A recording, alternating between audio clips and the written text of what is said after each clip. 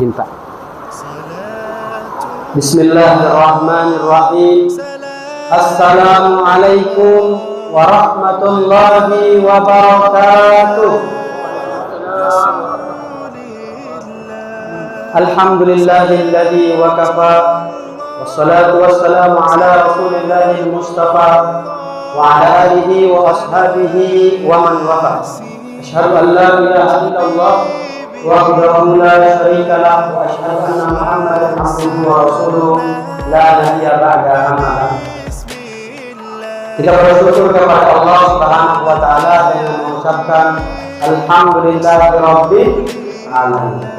Dan kita bersalawat kepada baginda Nabi Muhammad sallallahu alaihi wasallam dengan mengucapkan Allahumma shalli ala sayyidina Muhammad wa ala alihi wa ashabihi wa azwajihi ajma'in. Hadirin jamaah salat Isya dan salat tarawih dan insyaallah dirahmati oleh Allah Subhanahu wa taala. Izin Al-Fatih berdiri di depan sini.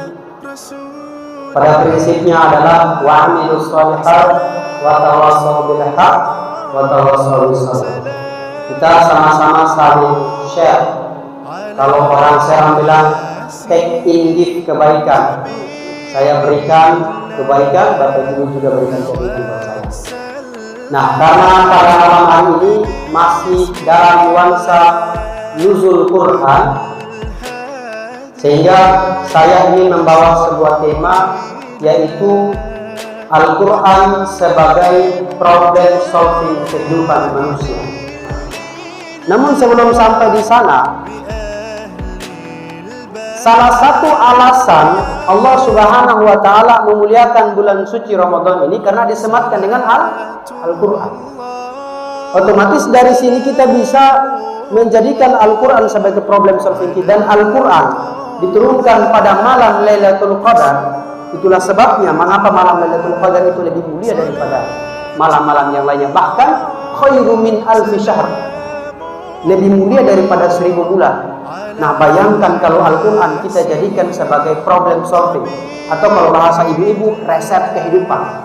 Alidina, dan kedua orang tua kami, warhamhuma, dan sayangilah mereka berdua, kama rabbayani shaghira, sebagaimana ibu dan bapak kami menyayangi kami di waktu kami masih kecil. Itu kalau seorang ibu menjadikan Al-Quran sebagai problem solving. Sehingga mulai dari cara dia memasak makanan, sebelum potong bawang, bismillahirrahmanirrahim, sebelum goreng ikan, apalagi goreng ikan sambil shalawat, sallallahu ala Muhammad, sallallahu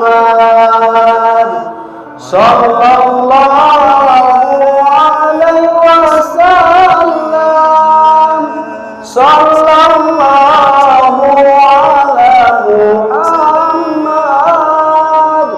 sallallahu alaihi wasallam.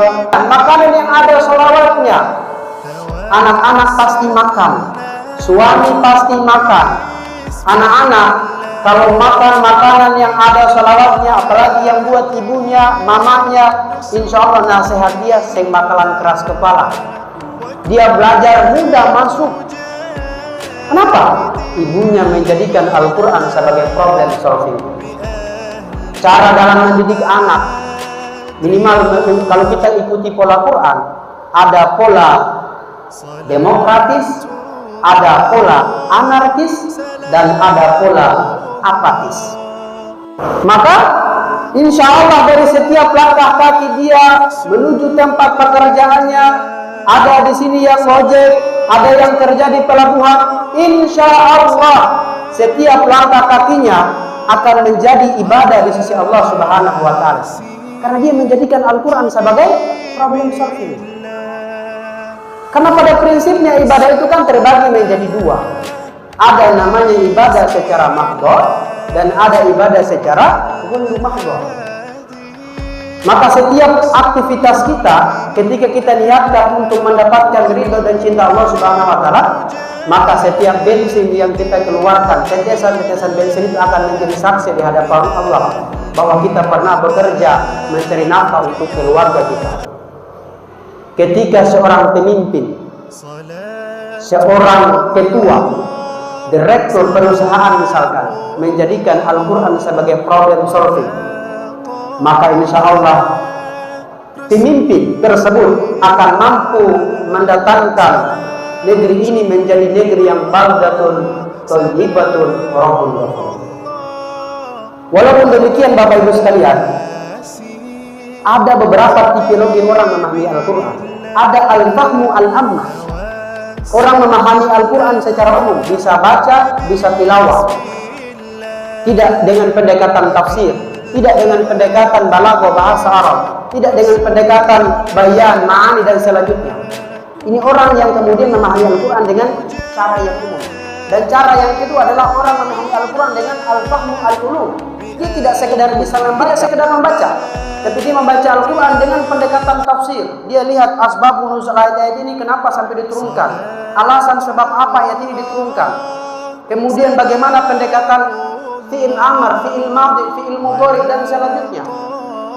Dan yang paling tertinggi ketika seseorang memahami Al-Quran dengan al-fahmu al-qulub, dia sudah tidak lagi membaca Al-Quran dengan pendekatan-pendekatan tadi, tapi sudah dengan pendekatan hati. Apa ciri-ciri ketika seseorang menjadikan Al-Quran sebagai problem solving, kemudian dengan pemahaman al-fahmu al-qulub? Ketika dia punya masalah, dia selalu berpikir, fa inna ma'al usri yusra, inna ma'al usri yusra. Hari ini boleh beta susah, tapi tidak mungkin Allah biarkan beta dalam kondisi begini terus-menerus. Dia berusaha untuk mendapatkan apa yang dia inginkan, kemudian usaha yang dia lakukan itu tidak sesuai dengan harapannya, maka dia akan melakukan pendekatan asa an tuhibbu syai'an, bisa saja sesuatu yang kita sukai wa huwa syarrul lakum, itu tidak baik bagi kita. Wa asa an takrahu syai'an wa huwa khairul lakum, dan bisa saja sesuatu yang tidak kita sukai itu wa huwa khairul lakum, itu baik bagi kalian. Itu ciri-ciri orang yang memahami Al-Quran dengan al-fahmu al-qulub. Oleh sebab itu, mudah-mudahan dengan momentum nuzul Quran ini, kita tidak sekedar membaca, tetapi kita untuk berusaha untuk mentadabburi Al-Quran. Kalau tidak dengan sendiri-sendiri, kita datangi majelis-majelis ilmu pengetahuan.